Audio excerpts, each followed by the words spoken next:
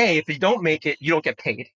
B, you're now in a much more of a revenue facing role, which means you're much more subject to that perception. Miss the target, things happen.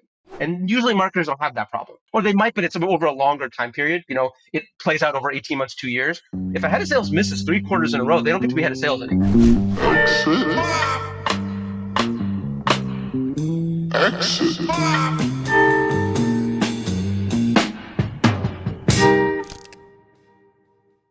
All right, Brian, thank you for coming on the podcast. For people who don't know who you are, I got some great notes from my friend Chantal to prep for this, but you're an impressive guy with a great background. I'm excited to get to dive in with you today, but how do you explain who you are and what you do? In terms of what I do, so I lead growth and marketing for a company called Hightouch. We're a B2B SaaS technology startup. Basically, what the product is we just help marketers get access and make data much more usable in a very modern, fast, streamlined way.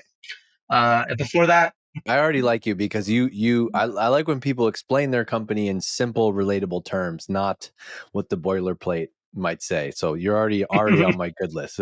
Yeah, we'll save that for the press release, And so yeah, great company. We're growing really fast. I actually came here really interestingly by virtue of being a customer first, which I think is always a really interesting way to figure out a career opportunity. Is when you uncover a really cool technology that solves problems for you. And so before this, I was leading a similar role, kind of leading growth and marketing for New Relic, which at the time has since been acquired by private equity. At the time, was a publicly traded company where we were basically engaged in a turnaround project.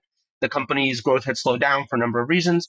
And I was brought in as well as a number of other leaders to help re-accelerate that growth. And we succeeded. We basically grew growth by 300% over the course of about 18 months with a bunch of different initiatives and things like that. Before that, you and I were actually at different sides of the table competing one another. I was at Intercom while you were at Drift, where we were both sort of involved in the conversational chat space. And I led. What'd you say that? What was the name of the company? Intercom? Not familiar. No, I'm just kidding. That's amazing. I was going to say, I'm pretty sure Bobby's been on this podcast. So I was going to say, Bobby clearly didn't make an impression. No, I love Bobby. But yeah, so and I came to there from Sprinklr, which is now publicly traded as well, where I joined that company by acquisition from a startup I was helping to grow. And I did sort of every marketing job under the sun there. My title throughout my time there was VP of Demand Gen, but gosh, just sort of did everything as we were hyper scaling that business. All right, you're a machine. I wish I had you for 3 hours today, but we don't, because I could ask. I was so much I want to get into.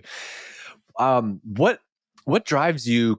What drives you professionally and creatively? You've had a bunch of wins. You've run marketing at a bunch of different companies. Run the demand gen function, which you could argue is the most important function on a team. And I'm saying that more coming from the brand side.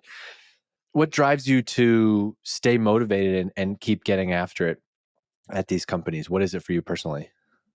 I think, well, personally, I think about tech companies as like there can be life changing for people participating in them and for the world, like in their own way. Obviously, for example, when I was at Sprinklr, we're dealing with social media, or when I was at Intercom, we were dealing with chat. But like the difference between having Intercom for your support chat and not is life changing. It's a great product. It really helps. The difference between having Sprinklr to deal with all your social media stuff and not is crazy.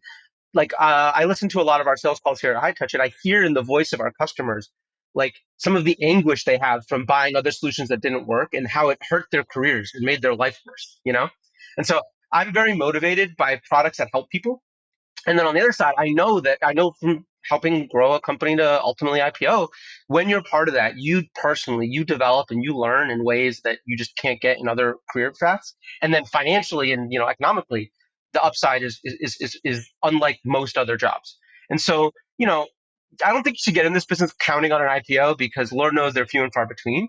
But I think sometimes I explain this to family members. Imagine a lottery ticket where you control the odds, and that's unique to what we do. So that's another very motivating aspect. Yeah, and it certainly gives you more upside than a lot of other paths. That's a very motivating view that you're helping people, because I do think sometimes it's there's a lot of people that I talk to are more jaded now, and they're like, oh, you're just selling, software, just selling marketing software to marketing people. But when you think about when you come from this customer driven standpoint, and you think about who the people are and how they're using your product, I think that's where you can really create a mission around the why for doing this marketing, right? 100%. And it's also, as a marketer in the discipline of marketing, it's also where a lot of your best ideas for marketing are going to come from. Because if you look at the job, like I'm trying to help somebody whose life would otherwise be worse. And then you realize, okay, well, what are those ways that it's worse? And how will it be better? And what's that feel like? What words do they use to describe it? Like, how do they talk to their peer or their boss about it? Like, a lot of the best marketing ideas, like, they sit in that space where you understand really how you help people. And so that's, I think it's very motivating for the individual, for the company once it understands what that is. But it also is it's actually the magic pixie dust that makes the program kind of work. You said to me before we started that you enjoy mentoring early career marketers, and there's a good mix of people that listen to the podcast. I don't want to say that they're all early career, but I do think most of the people that are going to listen to this are aspire to be a VP marketing leader. What are some of the biggest themes that come up when you have discussions or mentoring early career marketers? Where do you see people get stuck? Where are the frustrations? What are the blockers? What are some of the 80-20 things that you've taken away? Sure. I mean, a couple that come to mind. One is I hear a lot of folks. I hear this term, and honestly, it makes me cringe a little. It's like I just want a seat at the table, you know. And I'm like, first of all, as somebody who has a seat at this notional table, let me reassure you, it's not that great, you know.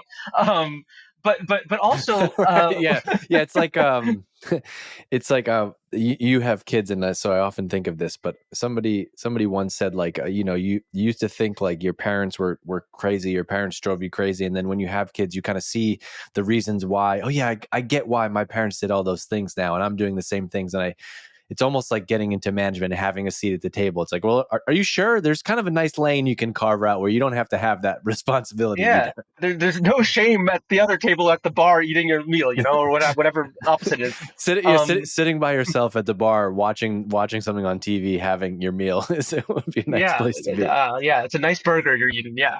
But what I often say to that, okay, like let's assume for a minute that you actually do want it. You know, with all the caveats aside, you actually do want that. My answer to the folks a lot of time is that like you don't.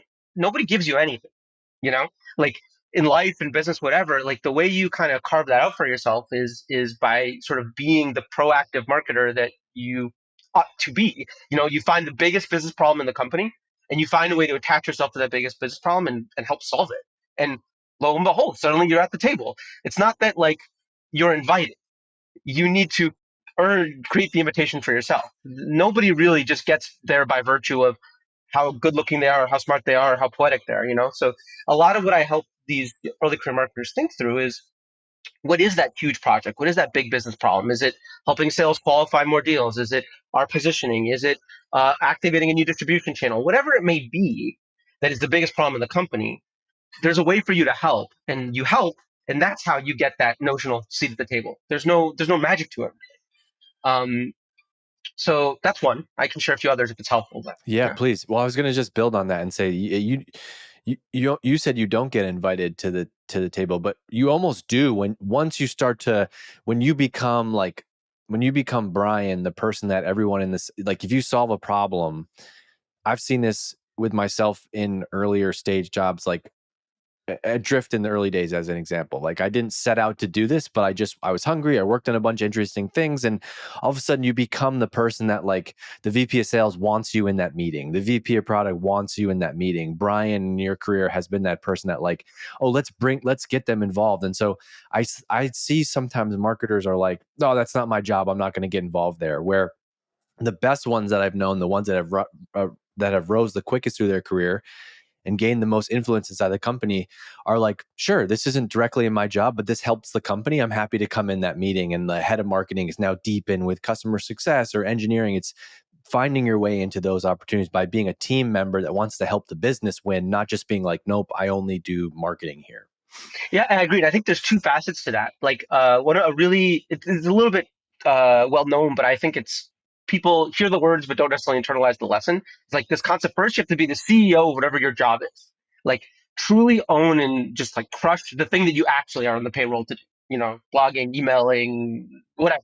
Um, then the other thing is exactly what you were saying. Think like the CEO of the company and go find ways to help with all those biggest problems and act like a shareholder, act like somebody whose job it is to help the whole company grow.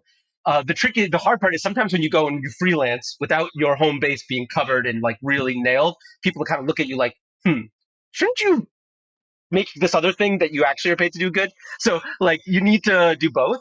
But my experience is that like if you're that motivated, you will make your kind of core thing awesome, and then use that credibility you've earned from that to be heard and to be participant in all these other awesome things that you could be doing for the business. I don't know if did you have any more that you wanted to that I didn't let you get to on the mentoring piece, because I want to take us in a different direction, but I think you had something else you wanted to get to. For what it's worth, I'll just say the one other thing. It's a little tactical, but I think it's just like it's just to say that like there's no real magic. A lot of times when I get on calls with folks, they're like, what's this one thing that will solve my problem X or Y? Like what's the tech I can buy? What platform should I license? What consultant do I hire? What should I start posting more on LinkedIn? And like, Yeah. I'm sure you get the same thing and people ask those questions. And my answer generally speaking is like, this is maybe I'm the wrong mentor for you because I just suck and I don't know that answer, but I've never found it. I've been doing this now for a long time and it doesn't exist. And so I just really encourage people that like to just excise that whole shortcut mentality entirely from your life, you know, um, and just really deeply understand that you are not one Facebook ad away from solving your problem, and you're not one new tool acquisition away from solving your problem. It's like Like, a I'm billboard. sorry if It should be a billboard. You're one Facebook ad away. exactly. And God, I mean, I always one of my stupid jokes my team gets tired of is like the only company ever built on ads alone is Google by selling them. Like the rest of us have to do other things to win. And so I don't know. I just feel like we're always looking for shortcuts because we want to get ahead and we want to think that somebody knows something we don't. And there's like wisdom and craft that you acquire, but for all the blog posts and all the what have yous, there's not actually like this one simple trick. There is no one simple trick, Yeah. So much of it is rooted in, I love LinkedIn. I love writing on LinkedIn, but so often the answer to most marketing questions are like, it really depends. Yeah, I have no idea. It depends on your goal. And I think a simple framework that I've gotten more disciplined and followed over time is like, you can't figure out what marketing should do until you figure out what the company wants to do and how the company wants to get there. There's many different paths. And until you know the company strategy, and marketing has to be involved in helping to set that, it's going to be very tough to figure out what the marketing strategy should be. And so it's like goals and then strategy and then tactics. It's very easy to just get in the tactics bucket without the right strategy and without the right goals. And almost everything that I've seen break down inside of the company, it's not because a tactic failed, it's because they set the wrong goal and had the wrong strategy. And that's where this all breaks down. Or the VP of sales, this has happened to me. The VP of sales is comped completely differently than I am, and we're going to compete no matter what. And our teams are never going to be aligned because we're fundamentally, misincentivized. It's always those things that I've seen over and over. Yeah. I will say one way I fixed that is last few jobs I've just insisted that my comp plan is the same as the sellers, which is it's a little bit of a bold move for a marketer, I'll be honest, but Wait, so I'll let's tell you talk as about this is talk about the mechanic. Let's talk about why you did that, and what does that actually mean, and what do the mechanics look like? sure. I mean, the why is exactly a little bit what you were alluding to. It's like in B2B, even in PLG B2B, because like no company stays pure product led. They always start loading in sales assist and upmarket sellers without exception. So like in B2B, you need to have really tight alignment with the human part of your selling process, even in PLG. And most companies aren't that heavily PLG, so it's really most companies will stop. So you want to make sure that there is no daylight between you and the head of sales. Now, there's ways to do that with like relationship building and stuff like that. But ultimately, to your point, when the incentives don't match, that daylight creeps in. You start to grow apart. You have different goals and incentives, and it's problematic. So that's the first really big benefit of that. The other benefit, kind of selfishly to the marketer, is you can actually negotiate a lot more money for yourself. Because if you're willing to put more comp at risk, you can in turn insist on a higher total comp package and more rewards, just like a seller does. And so you can individually earn a lot more money by being willing to do that. Now, it's a gamble. It's not, I want to be clear about that, but that confidence manifests you differently to your other senior leaders, and it puts you in a really different relationship with your head of sales that I think is very, very valuable and powerful for a Yeah. typical marketer. Yeah, this is great. People are going to love this. What led you to this? How did you have that conversation? Well, greed is certainly in part that last point. Also, side note, I've been there. I have, you just find out things over the life of a company, right? And I know how much a VP of sales made in a role where my team was responsible for generating pipeline, and I was much younger in my career. This person was much more, tenured, whatever, but they must have made 5, 6, 7 times the amount of money I did in the same year. And I'm like, wait a second, this is like 90, our motion is 90% inbound. Like, we're driving all of this. This is totally out of whack. And it's exactly what you said, where the risk, you can make way more because you're saying, hey, it's only going to happen if we hit these goals, and the company signed up to hit these goals, right? Yeah, it's a lot easier for the CEO or the head of HR or whatever to agree to it, because they'll be like, you just say to them very simply, if we did this as a company, would you agree in that scenario that I earned this increase in my comp? And they'll be like, yes. And I say, and you say back to them, and if we don't, I'm comfortable not getting it. Um, and because at the time that you're doing the negotiation, it's all notional, people are much more comfortable with signing up for it. Both you on as a risk profile and them in terms of giving you the money. But then the time does come, the quarter does close, or the year does close, and then check is due. And if you nailed it, you're going to make a lot more money than you would have as a run of the mill marketer driving, stage one ops or something. Um, so I feel like I didn't answer your question though. I'm sorry, Dave.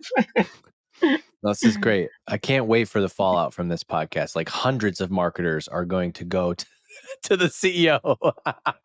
They're gonna be like, it's it's the middle of February, and you want me to change I listen to this podcast. This guy Brian, he's like, change the comp plan. Well, I will say though, the other thing though you got to keep in mind is part of the reason that your old head of revenue made so much more money is that if they miss for 3 straight quarters, he's fired. I just get to do webinars and do podcasts and keep my job. Yeah, and marketers aren't in that same position. So you have to also acknowledge that. So before all the listeners of this rush off to HR to say, I want a new comp plan, consider that too. A, if you don't make it, you don't get paid. B, you're now in a much more of a revenue facing role, which means you're much more subject to that perception. Miss the target, things happen. And usually marketers don't have that problem. At least, or they might, but it's over a longer time period. It plays out over 18 months, 2 years. If a head of sales misses 3 quarters in a row, they don't get to be head of sales anymore. So you got to keep that in mind. For sure. And then how does that play out from a goals standpoint? So you set clear goals around revenue, but there's still going to want to be, my guess is, like, there still needs to be some type of harder metrics that you can own. And basically what I'm asking is, how do you break that down into actionable goals and inputs? Do you own like leads or MQLs or meetings or demos or something like that? What are the metrics that fall from that? This is where there's some nuance that maybe there's a lot of room to disagree. But my personal preference, how I've always done this, is just give me the revenue number. And you can have 2 flavors of it. You can have it like the actual all up, inclusive of churn and stuff, or you can say marketing is a lot more tied to new revenue added, whether it's from new prospects or current customer expansion. So you could pick, but either way, in my opinion, it should be money. Money is irrefutable. Money is what the company wants, which is why when you go to them and you say, hey, I want to make more, but only in the scenario where we earn more money, that's why it's much more palatable to the organization. It's also, you can't fake it. You can fake opportunity metrics. You can fake a lot of stuff. Now, so the metric you're going to get paid on is revenue, but the thing that you as a marketer drive is not that. Like the product in a PLG motion or a self-serve motion has to get credit card swipes, or the reps have to close. So what you need to have kind of backing this is like and I imagine other guests have talked about this. If not, let me know and I'll sketch it for you quickly. But you need to have a concept of your supply chain of revenue. So like what happens before a dollar goes into the bank? Well, they come a visit to the site, which turns into a demo, which turns into a meeting, which gets qualified, which get, blah, blah, blah, blah, blah. And eventually you make money. And you have to understand what parts of that are you wholly responsible for, like the visit to the site, and which parts do you influence? So, for example, maybe because product marketing often plays a big role in sales enablement, you influence the qualification process. You influence our ability to set traps for competitors so that the deals move. And so you kind of have that notion. And so you hyper optimize the stuff you own because you own it. It's your job, opportunities, demos, whatever. And then because you're on revenue now, where before you used to probably just be like pretty chill. Well, I hit the demo goal. See you in hell. Now instead, you're like, well, wow, they're really getting screwed by that competitor. I better get them a battle card ASAP because you need that thing to close to make your money. You know, and so that's very motivating and helpful as a head of marketing to approach it in this very holistic way. Well, it's so great because it forces you to go find like the root. It forces you to like remove all of the bullshit, and you're like, wait a second, our job is to get customers. We have plenty of demos, but they're not closing. Then you shouldn't be winning. You're not winning in that scenario. Then you need to be focusing on how to get them to close. Also, when you're at a high growth company or any company, it's like marketing is such a game of whack-a-mole. There's 1,000 things you could do. You could change this kind of isolates, like let's look at the gaps. What are the highest leverage opportunities? And yeah, let's go do some more sales enablement versus it's very easy to be like more, more, more, more. And you might not need more. The demand might already be there. You have to figure out how to convert it better. Yeah, exactly. And then to your point, about the sales relationship thing earlier is that the other benefit of this is nothing drives a head of sales crazier or a CFO crazier than the marketer being like, I hit the demo goal, we're good. It just makes them nuts because it's like, well, that's not actually what we're trying to achieve, y'all. We don't tell our board about our demo number. And so when the marketer goes much deeper, you just talk about seat at the table. You're just in a whole different relationship to everybody else. The way you lose Oh, a seat at the table totally. is you bring a demo number to a board meeting. You know, uh, that's the problem. So Yeah. Yeah. There was a younger version of me, and we hadn't hired a VP of sales yet and then we bring him in, and I'm very defensive. And hey, yeah, you guys spend time with Dave. He's running marketing. Okay. So we get on the whiteboard. I draw out the funnel. I just met this guy 15 minutes ago. He's like, you don't have any he's like, what you have is a bunch of contacts. You have a bunch of email addresses. I'm like, what are you talking about? These are leads. He's like, I don't care about leads.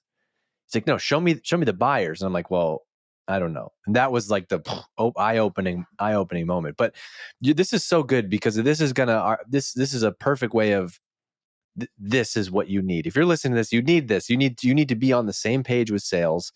How you do it. This is my biggest gripe. Oh, get a coffee with them. Get to know them.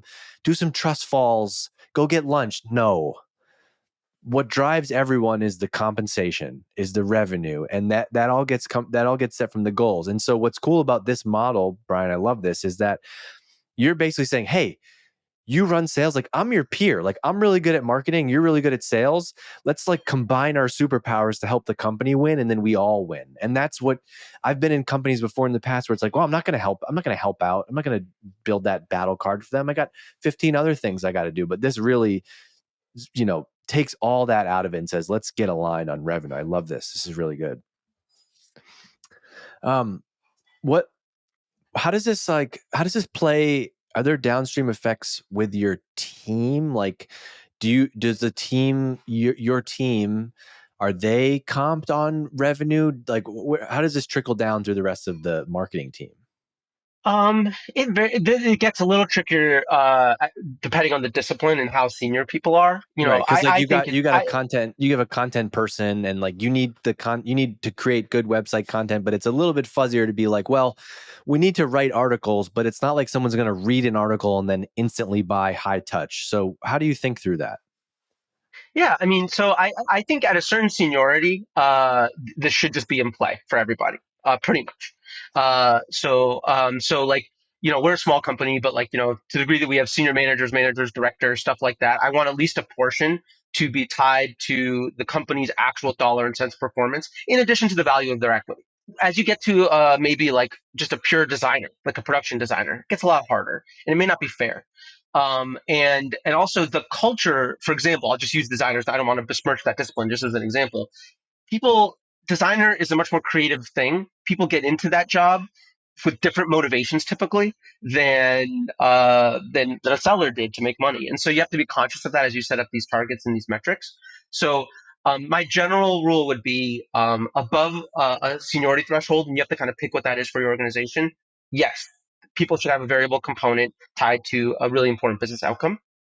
And then in certain disciplines, you may want to hold them back even from that with carve outs or whatever. But in others, like demand gen, where there really is clear metric ownership, and there really is a really tight relationship between what you do and what happens, then I think you can be more aggressive with this and make it either a higher percentage or tie it to more of a specific metric in that supply chain model I kind of laid out for you, and work from there. Let's talk about demand gen a little bit. How does what is the makeup? Maybe using your current job, like you run marketing today. What is how do you articulate what demand gen does? And there's demand gen, product marketing, content. I'd be interested to hear like just the makeup of your team today and how you have the team structured, and maybe we can use that as a way to talk about what's the role of demand gen in driving revenue. Yeah, for sure. I don't. I apologize. I don't have like a perfectly clean framework for this, but I'll share a few of the concepts I use. So I talk a lot with the team about this idea of like there's distribution and then there's stuff you distribute. And I think a lot of the distribution is where people think about channels. Like we buy ads to push a message out, we send emails to push a message out, and so on. And so that idea of distribution, I usually rest responsibility for that with like what we would these days call a growth marketing team or demand gen team. It's the people who are kind of operating the dials and the knobs and the levers of the website's conversion rate and of the ads efficacy and to get drive traffic or clicks, and so on. And that's usually sort of the more quantitative oriented, performance minded people that have found their way into the marketing job. Some of the best ones I've ever worked with or hired are people who graduated from college with degrees in like engineering and supply chain and stuff, like knobs and dials type folks a lot of times. Um, and then I think of these other disciplines that are a bit more about like what do you put into those pipes for distribution purposes. And that's a lot of times the product marketers who are thinking about positioning and messaging and assets, or some content marketers or comms people, and so on. And I think a lot of the art of the head of marketing's job is to coordinate those two things so that you're not over rotating on like just like optimizations and fiddling with like these little like seeking like little local improvements versus staircase kind of improvements. On the other hand, you can over rotate into product marketing and brand where like you're saying lots of stuff but no one's seeing it because it's not being distributed effectively. And I think that that's kind of the balance I'm always striving for. Nice. I like that. That's a way to simplify the lot of the nonsense that we create inside of B2B SaaS orgs.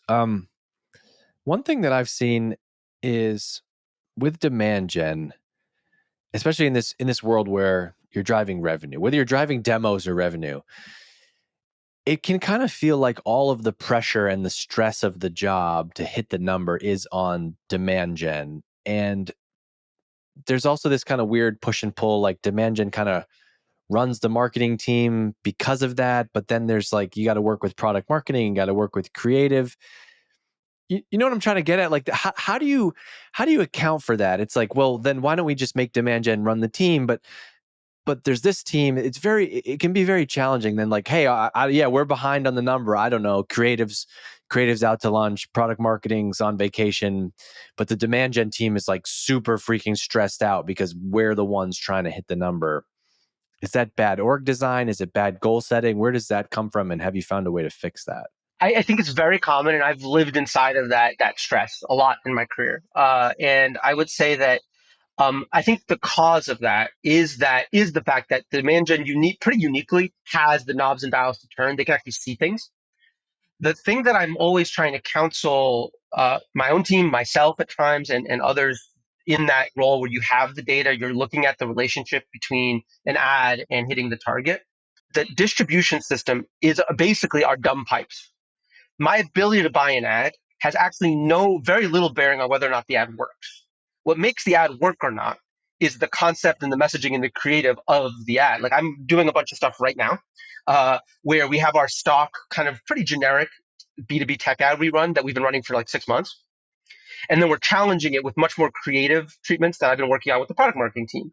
And it outperforms by 3x. Or we ran for ages a very literal campaign called CDPs are dead. CDPs are like a more legacy version of our software.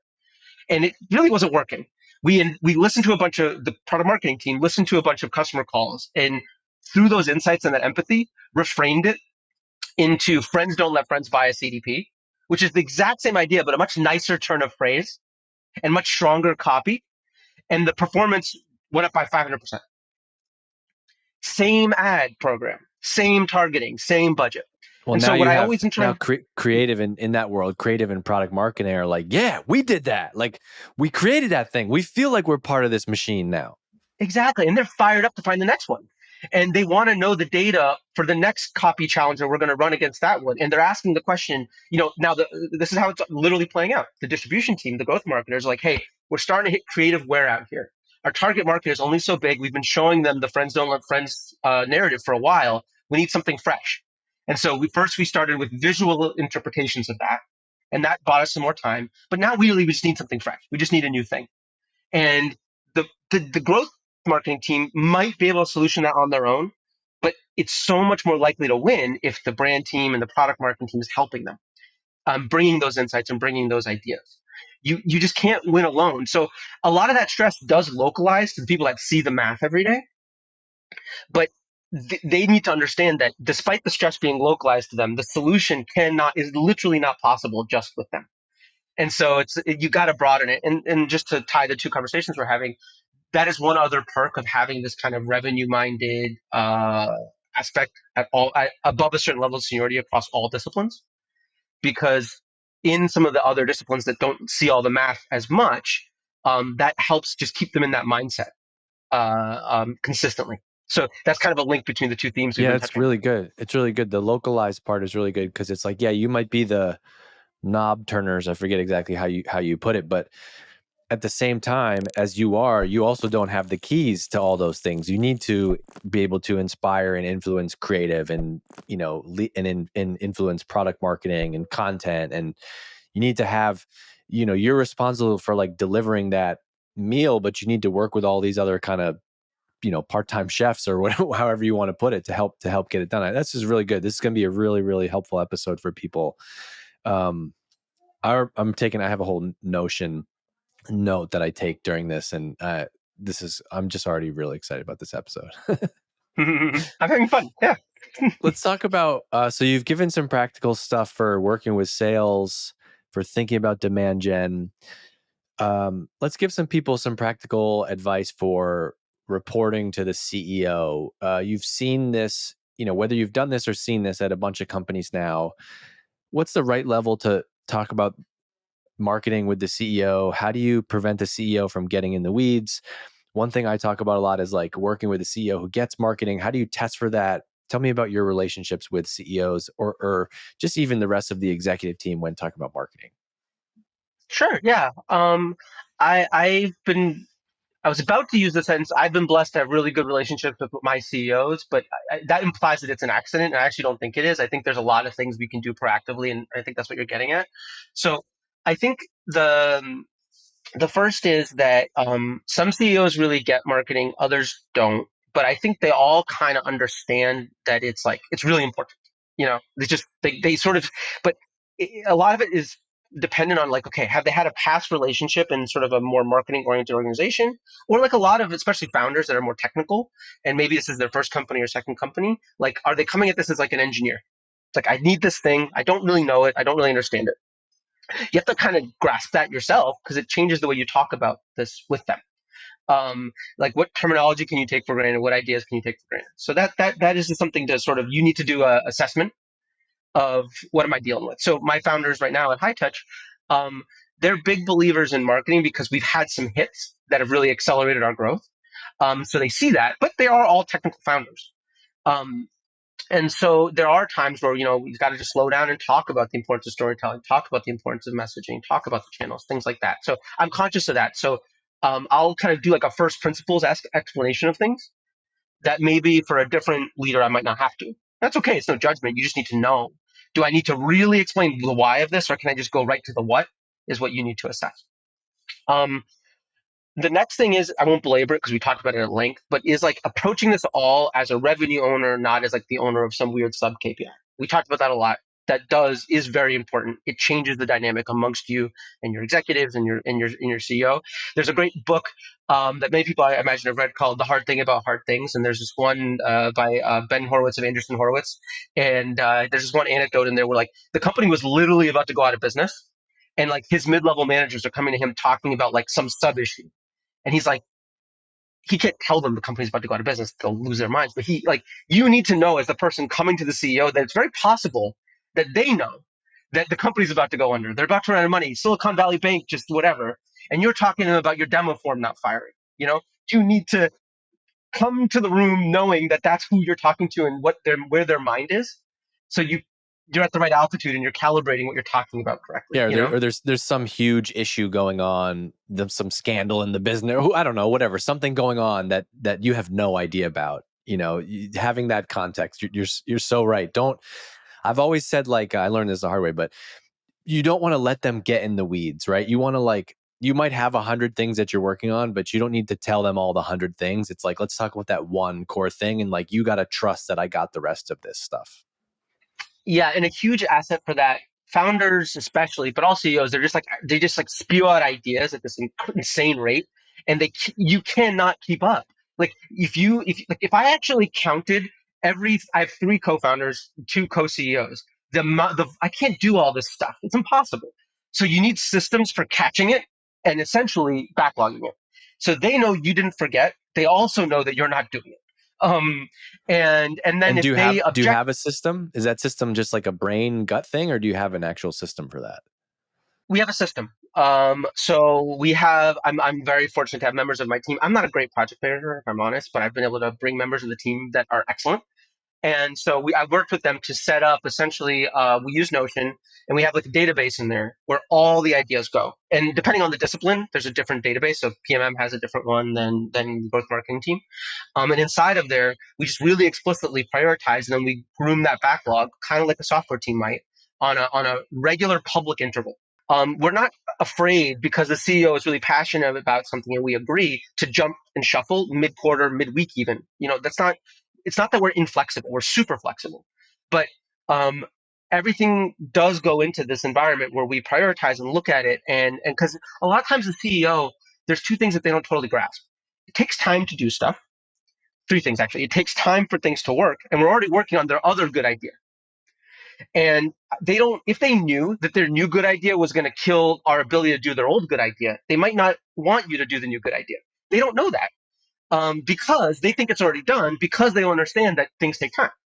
And so you need a way to manifest to them, hey, a week ago we said we're going to do 6 city meetups. This week you're saying you want a podcast.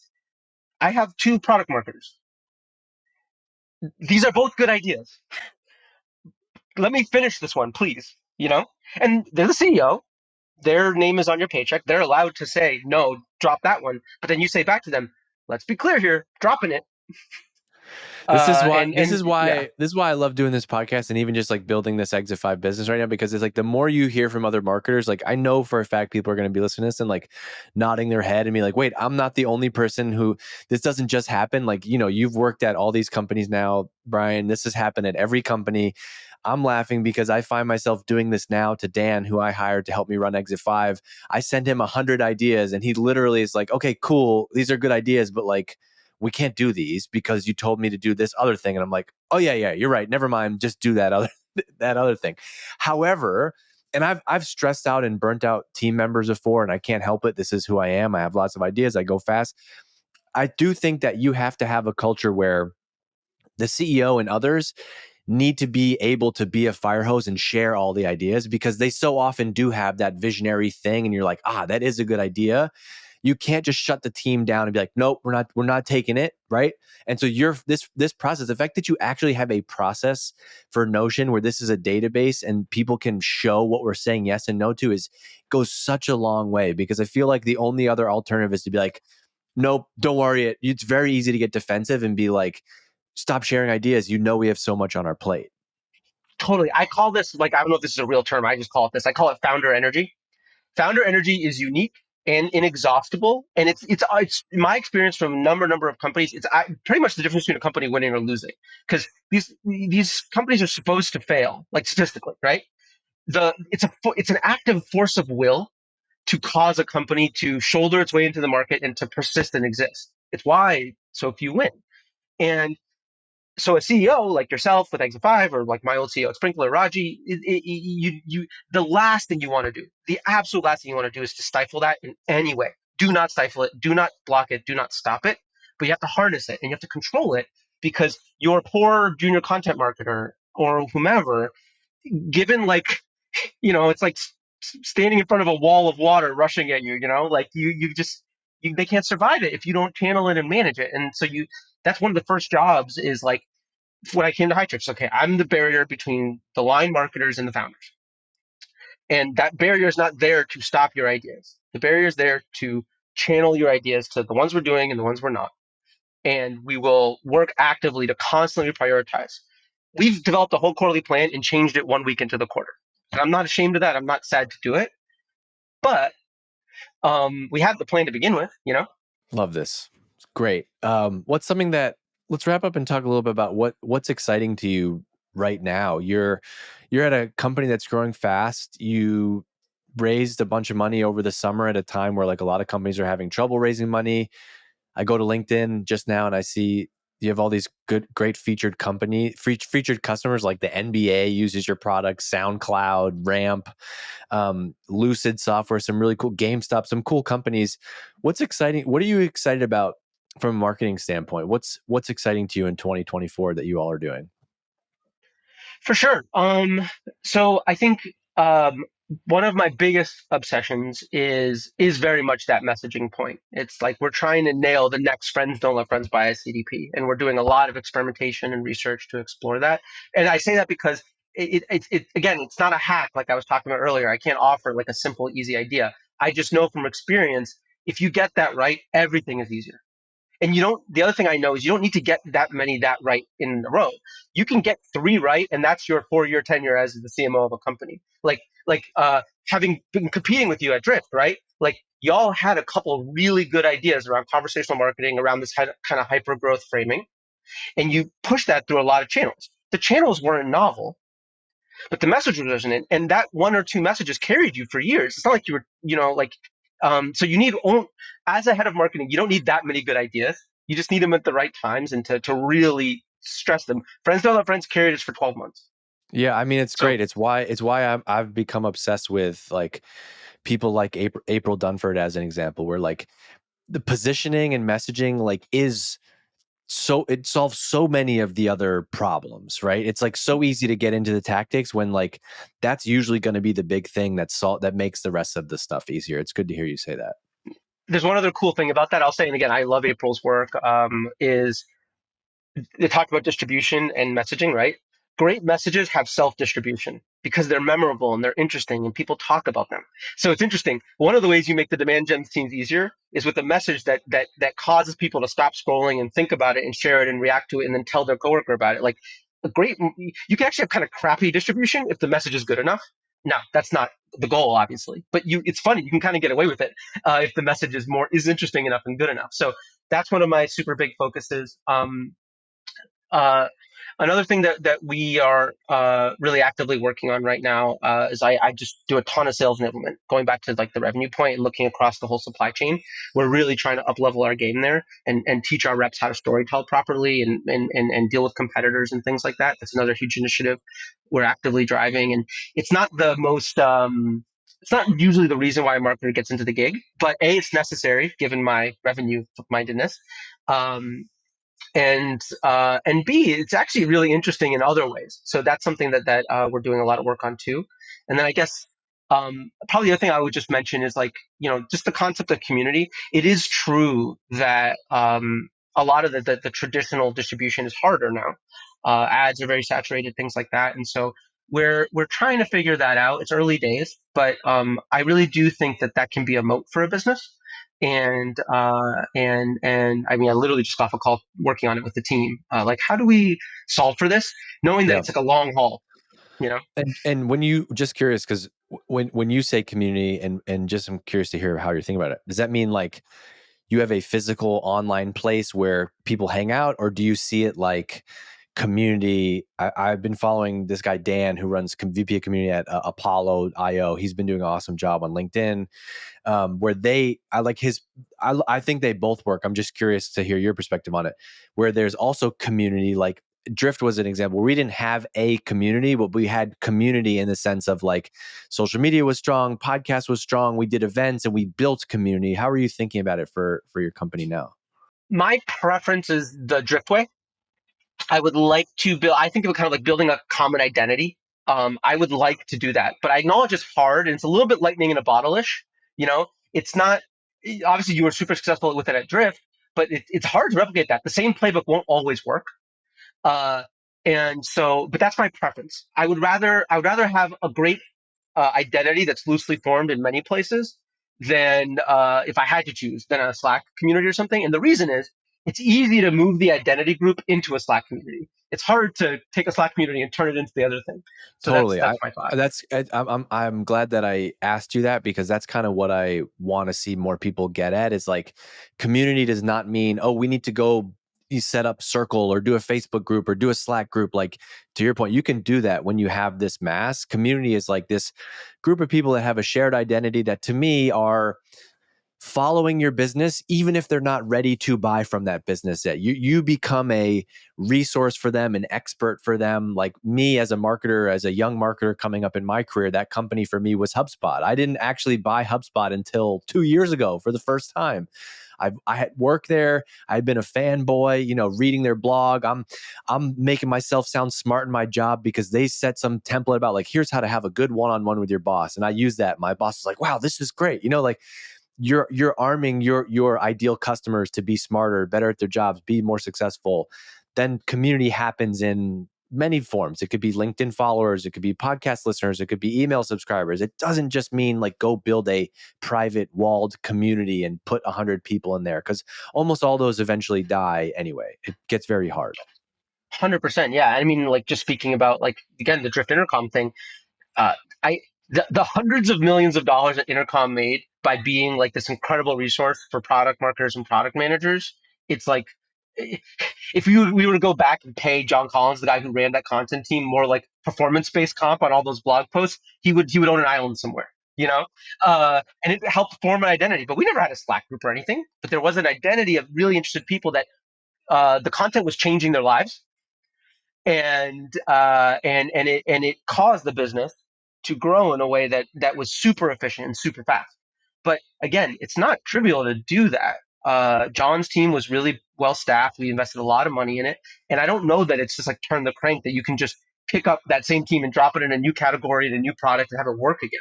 I don't think that that's how it works. There is a little bit of alchemy to it. So much of the story and the positioning matters. I also think that people wildly underrate how talented somebody like John is. Like, this is one of the biggest soapboxes or whatever that I like to stand on. It's like content, brand, positioning. There's a it factor there that's very hard. Some people just are good at it and some people are not. You can't just, I love April as an example. You can't just pick up her book, follow the framework, and just boom, you're magically amazing at positioning.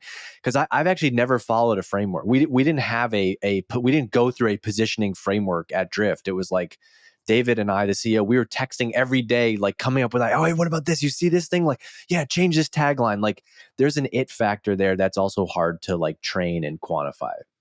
Mm-hmm.